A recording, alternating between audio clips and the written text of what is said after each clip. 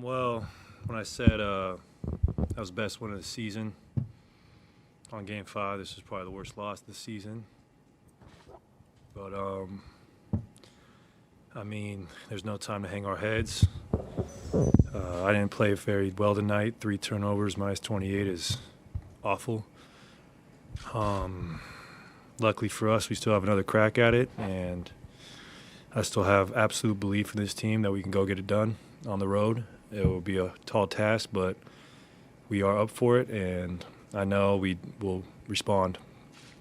Klay, I have 2 questions for you. The first, Steve talked about how he was really trying to harp on just be ready for the level of aggression that the Kings were going to be playing with, the desperation. Do you feel that you guys were ready for that? I mean, I don't think so. We let them get out to an 8-0 lead, and we had a lot of miscommunication in transition, too many easy layups for them. Beat us up on the boards. So it's up to us to go to Sacramento and do everything we did tonight but opposite.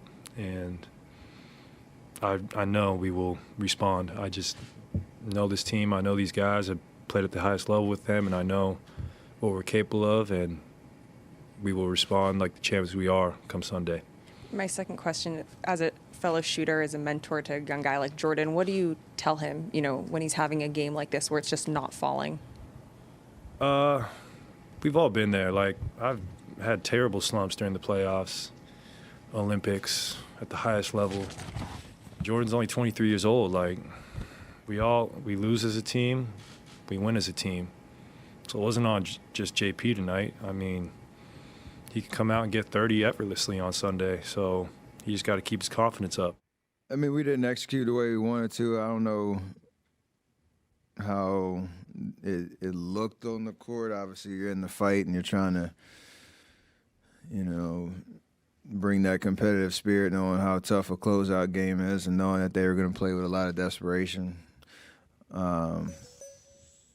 We just had a lot of kind of mental errors, and they took advantage of it and grabbed momentum early. I don't know if that was an energy thing or a focus thing or whatever it was, but you have to be able to learn those lessons quick because we put ourselves in a situation where we have to be the team that's playing with desperation, obviously on the road in a Game 7, and there's a lot of belief that we can do that. There's a lot of belief in every single guy that's going to be out there on the floor that we can make the necessary adjustments. And if it is an energy thing, that's something that you can control and correct it. So you got to embrace the challenge of what's in front of us and try to go get the job done. They win. Go ahead. Knowing how much you guys wanted to win this game and close it out, being at home, how concerned are you that some of the things you just mentioned were not where they needed to be to win the game? I mean, a loss exposes a lot of things because, when you go look at the film and you see where the improvements need to be made, like you got to be honest with yourself around what it was. So I felt like we were all on the same page yesterday when we were kind of preparing for the game and understanding what the task at hand was. Just didn't do it. So I'm not concerned at all. It's just, the playoffs presents a lot of challenges and a lot of different scenarios you find yourself in. And, the great teams figure it out. And, that's the opportunity that's in front of us. I keep saying it's an opportunity because we have another game to play. We allowed ourselves, at least that. And now we have to, again, take advantage of, the get-right game and knowing how hostile that environment's going to be. Come with the right focus, come with the right mentality. And like I said, I got the utmost faith that we can do it. Yeah, I got 2 quick. They went small and spread it out. How did that really kind of change the environment of the series? How did that affect the game? They made some nice adjustments to try to, like you said, give their guards, Fox, Monk, give them space to try to drive. Keegan got loose early. Herter hit some shots, late. And it was a different look. So they have the ability to do that with certain personnel, and they push those buttons and it works. So we have to be able to make the adjustments because you assume it's going to be the same or a similar vibe. So, that's the fun part about a series. You see a little bit of everything, and that's why there's 7 games.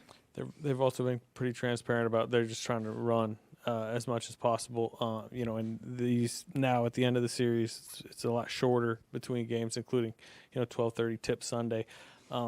Was there any extra fatigue today with the style of play of the series, and also obviously a much quicker turnaround?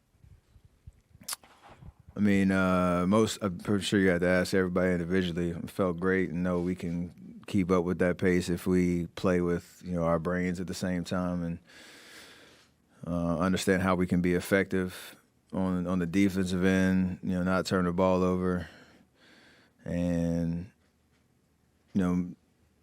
just connect the game a little bit better than we did tonight. It's very indicative of just whatever was lacking in the first play of the second half. Nobody got matched up. Keegan Murray's wide open for 3. Like, that's not pace thing. That's just being connected. So those are the little things you're going to have to fix if we want to get out of the series, and I know we can. Steph, what do you say to someone like Jordan right now? We need him, and he's more than capable, and he's shown, the ability to impact games. And, the biggest thing for all of us, JP included, is that next play mentality that is so important, at this level, not just in the 82-game schedule, but also, in a playoff series where you don't have to be kind of a victim of the last game. You always can kind of bounce back. And I have nothing but confidence in his ability to do that and understand, to bring the right energy for this next game. So, we've all kind of been there and been through those growing pains of a playoff experience, and it happens. But we all can play better, and we all got to play better if we're going to win on Sunday. Thank you for watching ESPN on YouTube. For live streaming sports and premium content, subscribe to ESPN+.